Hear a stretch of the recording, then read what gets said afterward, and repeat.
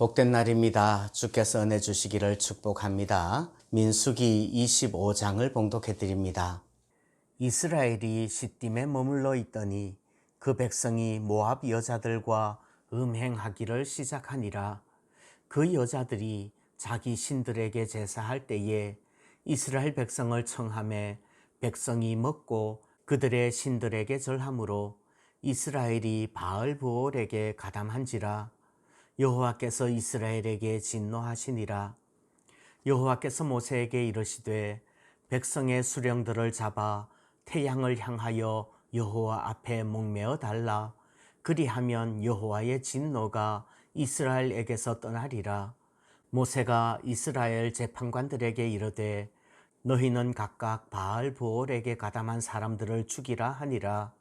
이스라엘 자손의 온 회중이 회막문에서 울 때에 이스라엘 자손 한 사람이 모세와 온 회중의 눈앞에 미디안의 한 여인을 데리고 그의 형제에게로 온지라.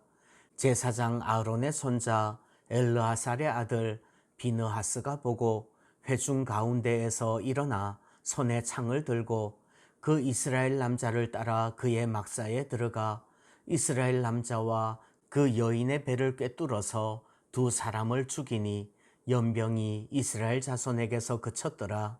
그 연병으로 죽은 자가 24,000명이었더라.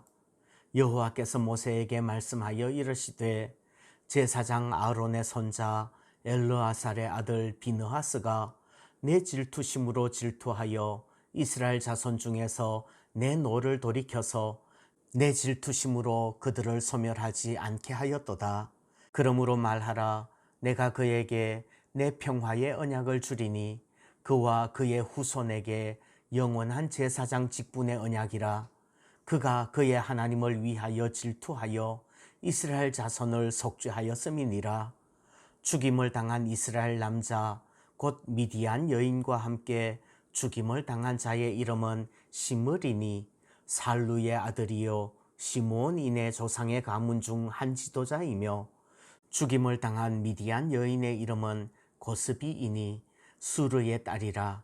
수르는 미디안 백성의 한 조상의 가문의 수령이었더라. 여호와께서 모세에게 말씀하여 이르시되 미디안인들을 대적하여 그들을 치라. 이는 그들이 속임수로 너희를 대적하되 브올의 일과 미디안 지휘관의 딸 곧 브올의 일로 연병이 일어난 날에 죽임을 당한 그들의 자매 고스비의 사건으로 너희를 유혹하였음이니라. 오늘 1절에서는 이스라엘 백성들이 모압 여자들과 음행하기를 시작했다고 합니다. 이 음행이라는 것은 육체적인 범죄일 뿐만 아니라 그 지방의 신 바알을 섬기는 종교적인 의미를 가지고 있습니다. 그래서 2절 그 모압 여자들 때문에 이스라엘 사람들도 그들의 신 바알브올에게 절하게 되는 겁니다. 이것이 바알브올 사건이지요. 하나님께서 이스라엘에게 진노하십니다. 바알브올 사건으로 인한 하나님의 진노, 연병으로 24,000명이 죽었습니다. 물론 이 사건 때 아론의 손자인 비느하스라는 영웅이 탄생하기도 하지요. 자, 그런데 오늘 본문에서는 22, 23, 24장 발람과 발락의 이야기와 별개의 이야기처럼 기록되어져 있습니다. 그러나 이 바알브올 사건은 발람과 모압 왕 발락 이야기의 에필로그라고 할 수 있어요. 24장 마지막에서는 발람이 이스라엘을 저주하기는커녕 오히려 엄청나게 축복하고 자기 곳으로 돌아갔답니다. 모압 왕 발락이 이방의 주술사 발람을 죽이지 않고 왜 순순히 돌려보냈을까요? 이스라엘을 저주하라고 불렀더니 오히려 엄청나게 축복만 했는데 왜 살려줬을까요? 성경 전체를 보면 이해가 됩니다. 오늘 본문에는 정확하게 기록되지 않았지만 발람은 발락에게 이스라엘을 망하게 하는 방법을 가르쳐 주었던 것 같아요. 아마 이런 내용이겠죠. 이 백성은 여호와 하나님이 돌보시는 백성이다. 그렇기 때문에 이 백성을 저주하거나 또는 무력으로 이길 수는 없다. 이 백성을 망하게 하는 방법은 딱 한 가지인데 하나님이 싫어하는 죄를 짓게 해서 하나님께 매맞아 망하는 방법이다. 그러니까 미인계를 써서 모압과 미디안의 여인들을 보내서 음행하게 하고 또 바알을 섬기는 음란한 제사를 하게 해라. 그러면 망할 거다. 그렇게 가르쳐 줬겠죠.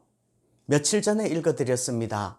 민수기 31장을 보면요. 이들이 발람의 꾀를 따라서 이스라엘 자손을 바알 부올 사건에서 범죄하게 했다고 합니다. 결국 바알 부올 사건은 발람의 꾀였던 거지요. 또 요한계시록 2장을 보면요. 발람이 발락을 가르쳐서 이스라엘 자손 앞에 걸림돌을 놓아서 우상의 제물을 먹게 하고 행음하게 했다고 말합니다. 하나님의 영에 감동되어서 이스라엘을 축복했던 발람이 자기의 목숨을 부지하기 위해서 그리고 불의한 삭슬 위해서 결국은 돈 문제 때문에 하나님을 반역하는 것입니다. 얼마나 놀랍고 위대한 일을 하였느냐보다 더 중요한 것은 마지막이 경건해야 되는 겁니다. 끝이 좋아야 다 좋은 거지요. 자기 자신의 평가와 자랑보다 성경의 평가가 더 중요한 거예요. 우리도 마지막 날에 하나님 앞에서 영광스러운 이름으로 불려지기를 소원합니다.